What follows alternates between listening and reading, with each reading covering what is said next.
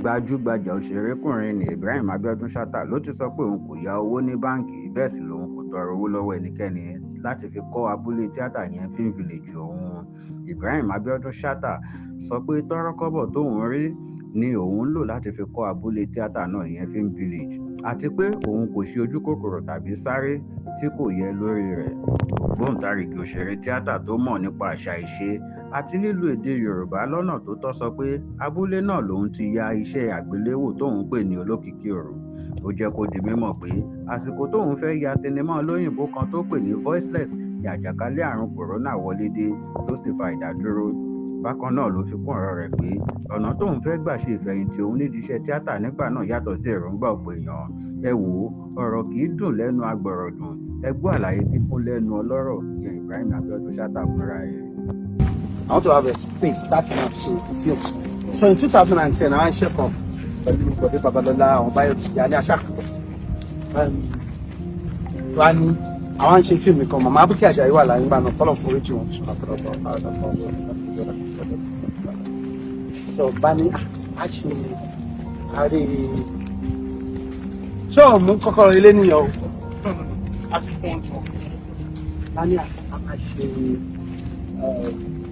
Aladeda kó tọ́nà kékeré ká rí bẹ́ẹ̀ bàbá ni so àwọn abẹ́rẹ́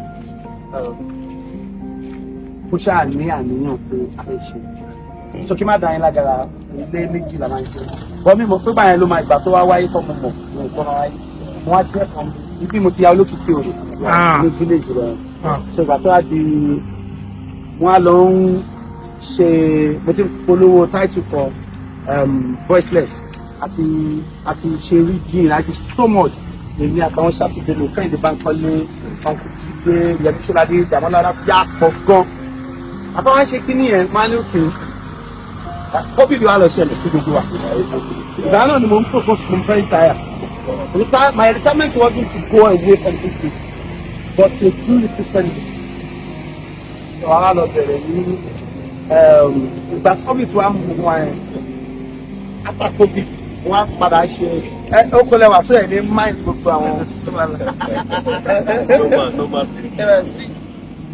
àwọn gbẹmọ ìlú nǹkan so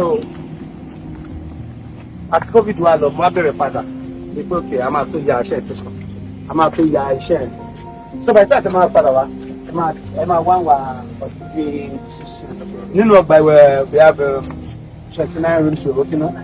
The long year and 100 children. Irú yàrá tẹ ọ̀dọ̀ tèmi ẹ̀bọ́n a fẹ́ ṣe bẹ́ẹ̀ tẹ́lẹ̀ a ní space gbogbo a fẹ́ fi fún ilé gbígbé tó include golf course, lawn tennis court, like holiday, artificial lake, where you can bring the children, the sons and say ẹja fishing. So àti wá ṣe ọgbẹ kalẹ̀ nígbà yẹn owó ẹ̀ wá dà bí nǹkan. You don't be able to. If it's just basically allow and should be no loan, no grant, no partnership. So I just people find it. Initially, Pole was sort of sorry, Sadiq Adebayo, who approached me for Shani that was when before police started it. But you know, Pole we found now, Pole now marketer in the bank, but you do get it. So me, Mobiti say, call on for me, we start playing. So I started his own. I started filming. Wọ́n máa ń sọ fúnra mi pé ohun tó wà ń ta ó taṣọ gbẹ there is no kò sí excuse pé torí pé mi ò ní báyìí mi ní ṣe lè ṣe báyìí we done over 1.4 billion now no grant no loan no partnership so àwọn ṣe ní kékeré iṣẹ́ bí ọdún mẹ́rin ni àwọn ṣe blọọkù mẹ́ta àtúnṣe àti pé blọọkù so I'm on it so all together I think some 4.something acres in here I negotiate 100 acres from acre àkọ́kọ́ Take out of our pẹ̀lú 8 àti 1/4 of the plot. So our bẹ̀rẹ̀ ńgbà yẹn. Ẹ̀sùn ọkọ̀ tó bẹ̀rẹ̀ wọ́n ní àwọn padà resume kí ni tààlà fẹ́ ṣe yẹn Voiceless yẹn èmi ti ń padà lọ sí gym mo ti padà lọ sí gym so à ń fi bí àwọn ṣe likely àwọn àwọn yàrá mi ta fẹ́ ṣe dára ju ẹ̀ tán ọ̀dà nínú ìlú náà ṣe.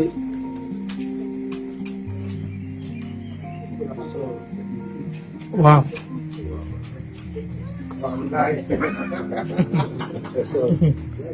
So by the time that's my father, I'm a where sharing of them here, it's like a prototype. We're doing like 10 of that.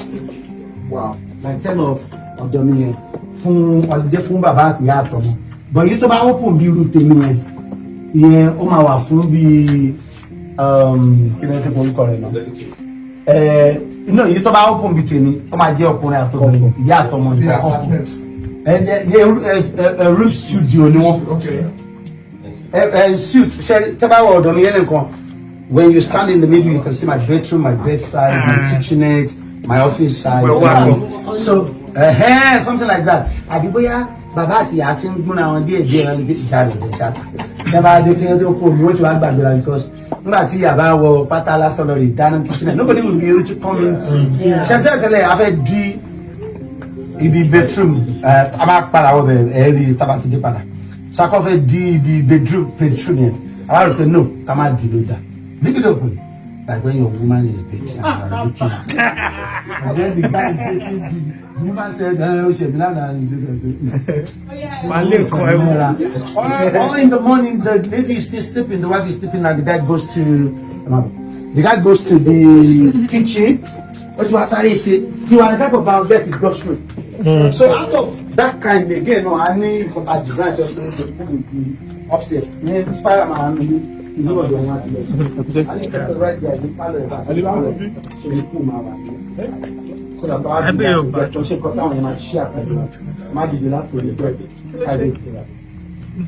So after that, shaking it from my belly, I should better kilo for him.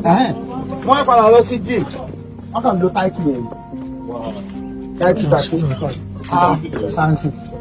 Kò gbà ní. Wọ́n kàn lo title voice test à ń ṣe lọ́wọ́ ẹ̀. A máa rò pé mo fẹ́ lọ ṣe eré kan táwọn èèyàn sábà ṣe. Ìgbà yẹn àwọn Yorùbá kì í sáré ṣe big story àti traditional báyìí. Ẹ mọ̀ before olókìkí o. A máa ń ṣe wẹ́rẹ́wẹ́rẹ́. Ti òfin ìlú wa. Òfin ìlú wa. Ẹ ti gbàgbé òfin ló wà ẹ. Ṣé Ṣẹ́gun pè ní.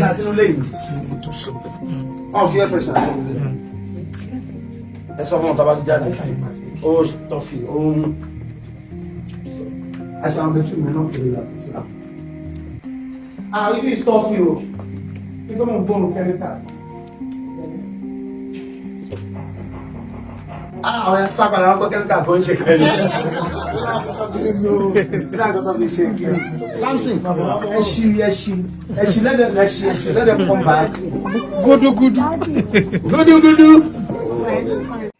Bọ̀sún Ọláníyì ló ń jábọ̀ fún yín láti iléeṣẹ́ ìwé ìròyìn Àwíkọ́nkọ́.